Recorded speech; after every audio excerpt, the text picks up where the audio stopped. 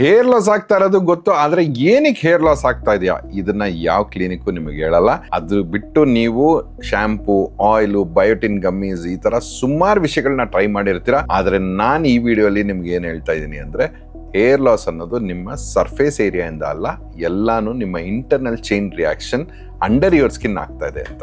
Welcome back to my channel. ಇವತ್ತು ನಾನು ನಿಮಗೆ ಹೇಳ್ತಾ ಇರುವಂತ ವಿಷಯ ಏನಂದ್ರೆ, ಈ real root cause of your hair loss ನ ಬ್ರೇಕ್ ಡೌನ್ ಮಾಡ್ತಾ ಹೋಗ್ತೀನಿ. ಇದರಲ್ಲಿ ಯಾವುದು, ಏನು, ಹೆಂಗಾಗತ್ತೆ, ಏನಕ್ಕೆ ಇದು ನಿಮ್ಮ ಹೇರ್ ಲಾಸ್ ನ ಅನಲೈಸ್ ಮಾಡೋದಕ್ಕೆ ಅವಶ್ಯಕತೆ ಅಂತ ಹೇಳ್ತೀನಿ. ಇದೊಂದು ಅಡ್ವಾನ್ಸ್ ಡಯಾಗ್ನೋಸಿಸ್.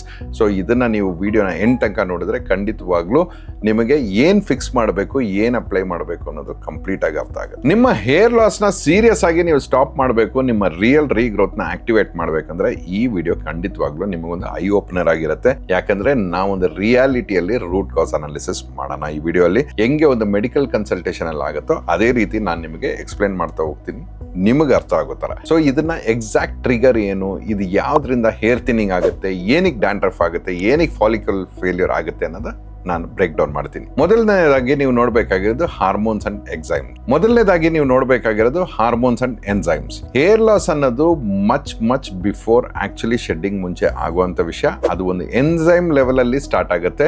ಇದು ನಿಮ್ಮ ಬಾಡಿಯಲ್ಲಿ ಇರುವಂತ ಒಂದು ಎನ್ಸೈಮ್ 5-ಆಲ್ಫಾ ರೆಡಕ್ಟೇಸ್ ಅಂತ ಹೇಳ್ತೀವಿ. ಈ ಪರ್ಟಿಕ್ಯುಲರ್ ಎನ್ಸೈಮು ಟೆಸ್ಟೋಸ್ಟ್ರೋನ್ ಅನ್ನೋದನ್ನ DHT ಆಗಿ ಕನ್ವರ್ಟ್ ಮಾಡುತ್ತೆ, ಡೈಹೈಡ್ರೋಟೆಸ್ಟೋಸ್ಟ್ರೋನ್. ಇದು ಸುಮಾರು ಜನ ನೀವು ಕೇಳಿರ್ತೀರಾ. ಇದ್ರ ಬಗ್ಗೆ ನಾನು ಫ್ಯೂಚರ್ ಅಲ್ಲಿ ಇನ್ನೂ ಸ್ವಲ್ಪ ವಿಡಿಯೋಸ್ ಮಾಡ್ತೀನಿ. It is not the DHT which is actually causing the hair loss. ಇದು ನೀವೆಲ್ಲೂ ಕೇಳಿರಲ್ಲ. ಯಾಕಂದ್ರೆ ನಿಮ್ಮ ಸ್ಕ್ಯಾಲ್ಪ್ ಸೆನ್ಸಿಟಿವಿಟಿ ಹೆಂಗಾಗುತ್ತೋ DHT ಗೆ ಅದು ತುಂಬಾ ಇಂಪಾರ್ಟೆಂಟ್.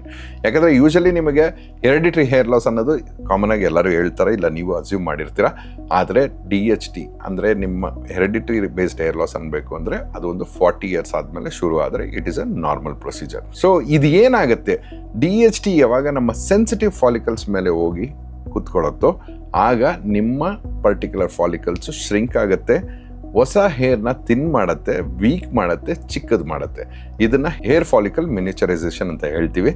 ಇದನ್ನ first internal trigger of pattern baldness ಅಂತಾನೂ ಹೇಳ್ತೀವಿ. ಸೊ ಇದರಿಂದಾನೇ ನಾವು ಹೇಳೋದೇನಂದ್ರೆ, ಶಾಂಪೂ ಮಾತ್ರ ನಿಮ್ಮ ಹೇರ್ ಲಾಸ್ ನ ಸಾಲ್ವ್ ಮಾಡಕ್ ಆಗಲ್ಲ. ಯಾಕಂದ್ರೆ ನೀವು ಒಂದು ಹಾರ್ಮೋನ್ ಡ್ರಿವನ್ ಎನ್ಸೈಮ್ ಪ್ರೋಸೆಸ್ ನ ಫೈಟ್ ಮಾಡಬೇಕಾದ್ರೆ ನಿಮಗೆ ಶಾಂಪೂ ಮಾತ್ರ ಸಾಕಾಗಲ್ಲ. ಯಾಕಂದ್ರೆ ಶಾಂಪೂ ಫೈಟ್ ಮಾಡಕ್ಕಾಗೋದು ಒಂದು ಡರ್ಟೋ ಆಯಿಲ್ ಪ್ರಾಬ್ಲಮ್ ನ ಮಾತ್ರ. Root cause phase 2, scalp environment break down. So ಇದರಲ್ಲಿ ಏನಂದ್ರೆ, when DHT sits on follicles, ನಾನು ಹೇಳ್ದಂಗೆ ನಿಮಗೆ ಇದು ನಿಮ್ಮ ಸೀಬಮ್ ಪ್ರೊಡಕ್ಷನ್ ಜಾಸ್ತಿ ಮಾಡುತ್ತೆ. ಸೀಬಮ್ ಅಂದ್ರೆ ಏನು, ಒಂದು ಗ್ರೀಸಿ ಲೇಯರ್ ನಿಮ್ಮ ಸ್ಕ್ಯಾಲ್ಪ್ ಮೇಲೆ ನೀವು ನೋಡ್ಬೋದು. ಅದಾಗಿ ನೀವು ಇವತ್ತು ಸ್ನಾನ ಮಾಡಿದ್ರೆ ನೆಕ್ಸ್ಟ್ ದಿನಾನೇ, ಇಲ್ಲಾಂದ್ರೆ ಸಮ್ಟೈಮ್ಸ್ 8 hours to 10 hours ಒಳಗೇನೆ ನಿಮ್ಮ ತಲೆ ಆಯಿಲಿ ಆಗಿ ಕಾಣುತ್ತೆ.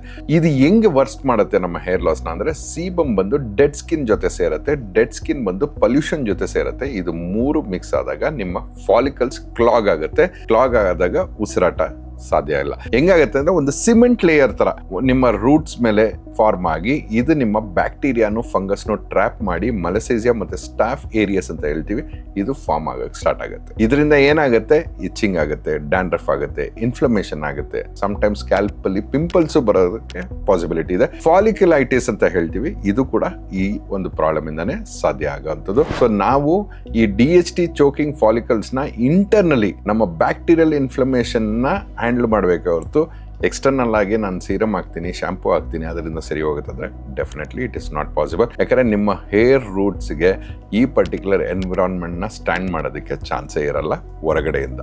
Root cause phase 3, blood flow and nutrition drop. ನಿಮ್ಮ ಫಾಲಿಕಲ್ಸ್ ಕ್ಲಾಗ್ ಆಗಿ ಇನ್ಫ್ಲಮೇಷನ್ ಆದಾಗ ನಿಮ್ಮ ಬ್ಲಡ್ ಮೈಕ್ರೋ ಸರ್ಕ್ಯುಲೇಷನ್ ಡ್ರಾಪ್ ಆಗುತ್ತೆ. ಸೊ ನಿಮ್ಮ hair roots iron, keratin building amino acids ಮತ್ತೆ ಆಕ್ಸಿಜನ್ ನ ಕೂಡ ರಿಸೀವ್ ಮಾಡೋದು ಸ್ಟಾಪ್ ಮಾಡ್ಬಿಡುತ್ತೆ. ಸೊ ಈ ಸ್ಟೇಜ್ ಅಲ್ಲೇ ನೀವು ಸುಮಾರು ಜನ ಹೇಳೋದ್ ಕೇಳಿರ್ಬೋದು, ನನ್ನ ಹೇರ್ ಸಡನ್ ಆಗಿ ತಿನ್ನಾಗೋಯ್ತು, ಸಡನ್ ಆಗಿ ಡಲ್ ಆಗೋಯ್ತು, ಸಡನ್ ಆಗಿ ಜಾಸ್ತಿ ಕೂದಲು ಉದುರ್ತಾ ಇದೆ, ನಾನು ಬೆಳಿಗ್ಗೆ ಸ್ನಾನ ಮಾಡಿದಾಗ ಜಾಸ್ತಿ ಕೂದಲು ಉದುರ್ತಾ ಇದೆ, ನನ್ನ ಪಿಲ್ಲೋ ಮೇಲೆ ಜಾಸ್ತಿ ಕೂದಲು ಉದುರ್ತಾ ಇದೆ ಅಂತ ಹೇಳೋದು ಈ ಪರ್ಟಿಕ್ಯುಲರ್ ಸ್ಟೇಜ್ ಅಲ್ಲೇನೆ. ಇದರಲ್ಲಿ ನಾವು ಯೂಶಲಿ ಏನ್ ಮಾಡಬೇಕು ಅಂದ್ರೆ, ನಮ್ಮ ಫೆರಟೈನ್, ವೈಟಮಿನ್ D3, ನಮ್ಮ B12, ನಮ್ಮ ಜಿಂಕ್ ಲೆವೆಲ್ ಇದೆಲ್ಲದನ್ನು ಚೆಕ್ ಮಾಡೋದು ತುಂಬಾ ಇಂಪಾರ್ಟೆಂಟ್. ಯಾಕಂದ್ರೆ ನಿಮ್ಮ ಫಾಲಿಕಲ್ಗೆ ಸರಿಯಾದ ನ್ಯೂಟ್ರಿಷನ್ ಸಿಕ್ಕಿಲ್ಲ ಅಂದ್ರೆ ಯಾವ ಎಕ್ಸ್ಟರ್ನಲ್ ಆಯಿಲ್ ಆಗಿರ್ಲಿ ಇಲ್ಲ ಎಕ್ಸ್ಟರ್ನಲ್ ಸೀರಮ್ ಆಗಿರ್ಲಿ ಏನು ಕೆಲಸ ಮಾಡಲ್ಲ. Phase number 4, trigger points you should not ignore. ಇದು ಮೇಜರ್ ಆಗಿ ನಾವು ಹೇಳಬೇಕು ಅಂದ್ರೆ ಲೈಫ್ ಸ್ಟೈಲ್ ಇಂದಾನೆ ನಿಮ್ಮ ಹೇರ್ ಲಾಸ್ ಆಕ್ಸಲರೇಟ್ ಆಗುತ್ತೆ. ಮೊದಲನೇದಾಗಿ ನಿಮ್ಮ ಸ್ಟ್ರೆಸ್ ಲೆವೆಲ್.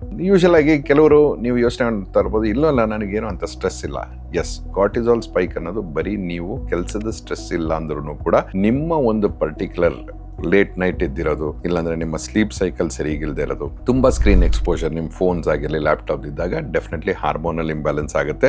ಅದು ನಿಮ್ಮ ಹೇರ್ ನ ಶೆಡ್ಡಿಂಗ್ ಫೇಸ್ಗೆ ಪುಷ್ ಮಾಡಿಬಿಡುತ್ತೆ. ಸೊ ಇದು ಒಂದು ಮೇಜರ್ ಕಾರಣ. ಎರಡನೇದಾಗಿ ನೀವು ನೋಡಬೇಕು ಅಂದ್ರೆ sugar and junk food. Insulin resistance ನ ಇನ್ಕ್ರೀಸ್ ಮಾಡಿ ಅದರ ಜೊತೆಗೆ DHT ಇನ್ಕ್ರೀಸ್ ಮಾಡೋದಕ್ಕೆ ಮೇಜರ್ ಕಾರಣ ಇದೆರಡೆ. ಸೊ ನೀವು ಹೇರ್ ಲಾಸ್ ಏನ್ ಇವತ್ತು ನೋಡ್ತಾ ಇದ್ದೀರೋ ಅದು 90 ದಿನ ಮುಂಚೆನೆ ನಿಮ್ಮ ಬಾಡಿ ಒಳಗೆ ಅಂದ್ರೆ inside your system it has already started. ಈಗ finally how to break this cycle ಅಂತ ಸುಮಾರು ಜನಕ್ಕೆ ಕ್ವಶನ್ ಇರುತ್ತೆ.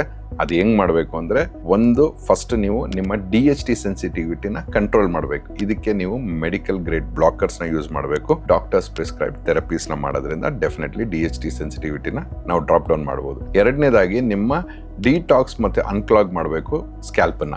ಸೊ ಇದೇನ್ ಮಾಡುತ್ತೆ, ಸೀಬಮ್ ಪ್ಲಗ್ಸ್ ಮತ್ತೆ ಮೈಕ್ರೋಬಿಯಲ್ ಕಾಲನೀಸ್ ನ ರಿಮೂವ್ ಮಾಡುತ್ತೆ. ಮೂರನೇದಾಗಿ ನೀವು ಮಾಡಬೇಕಾಗಿರೋದೇನು, ನಿಮ್ಮ ಬ್ಲಡ್ ಫ್ಲೋನು ಆಕ್ಸಿಜನ್ ಸಪ್ಲೈನು ರಿಓಪನ್ ಮಾಡಬೇಕು. ಅದು ನಿಮ್ಮ ಮೈಕ್ರೋ ಸರ್ಕ್ಯುಲೇಷನ್ ನ ಇಂಪ್ರೂವ್ ಮಾಡುತ್ತೆ. ಇದು ಡೆಫಿನೆಟ್ಲಿ ನೀವು ನಿಮ್ಮ ಎಕ್ಸರ್ಸೈಸ್ ಮತ್ತೆ ನಿಮ್ಮ ವೇರಿಯಸ್ ಅದರ್ IVs ಮತ್ತೆ ನಿಮ್ಮ ಪರ್ಟಿಕ್ಯುಲರ್ ಟ್ರೀಟ್ಮೆಂಟ್ಸ್ ಇಂದಾನು ಖಂಡಿತ ಮಾಡಬಹುದು. ನೆಕ್ಸ್ಟ್ ನಿಮ್ಮ ಫಾಲಿಕಲ್ ನ ರೀಬಿಲ್ಡ್ ಮಾಡಬೇಕು ನ್ಯೂಟ್ರಿಷನ್ ಜೊತೆ.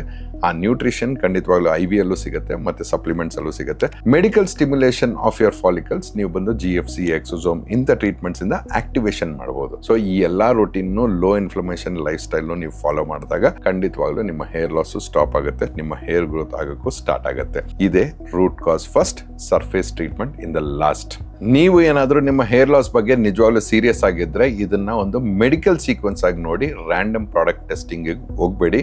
ಯಾಕಂದ್ರೆ ನಿಮಗೆ ಬೇಕಾಗಿರೋದು ಒಂದು ಸರಿಯಾದ ರೂಟ್ ಕಾಸ್, ಅದಾದ್ರ ಮೇಲೆ ಸರಿಯಾದ treatment.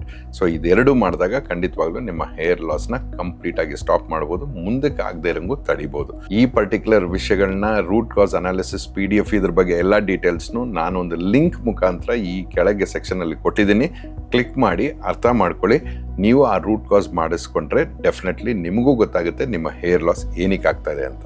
Thank you so much friends for watching this video. ನನ್ನ ಚಾನೆಲ್ನ ಸಬ್ಸ್ಕ್ರೈಬ್ ಮಾಡಿ. ನಿಮಗೆ science backed hair restoration, marketing hype ಅಲ್ಲ, ಇದು ಎಲ್ಲ ಇನ್ಫಾರ್ಮೇಷನ್ ನನ್ನ ಚಾನೆಲಲ್ಲಿ ಸಿಗುತ್ತೆ. ನಿಮ್ಮ ಫ್ರೆಂಡ್ಸ್ ಜೊತೆಗೂ ಇದನ್ನ ಶೇರ್ ಮಾಡಿ. ಡೆಫಿನೆಟ್ಲಿ ಅವ್ರಿಗೂ ಹೇರ್ ಲಾಸ್ ಹೇರ್ ಫಾಲ್ ಇದ್ರೆ ಇದು ತುಂಬಾ ಯೂಸ್ಫುಲ್ ಆಗಿರುತ್ತೆ. ಅದಾದ್ರ ಮೇಲೆ ಒಂದು ನೋಟಿಫಿಕೇಶನ್ ಬಟನ್ ಇದೆ, ಅದನ್ನು ಕ್ಲಿಕ್ ಮಾಡಿ. ನನ್ನ ಎಲ್ಲ ವಿಡಿಯೋಸ್ನು ಫಸ್ಟ್ ಬಂದು ನಿಮಗೆ ತಲುಪಂಗೆ ಯೂಸ್ ಆಗುತ್ತೆ.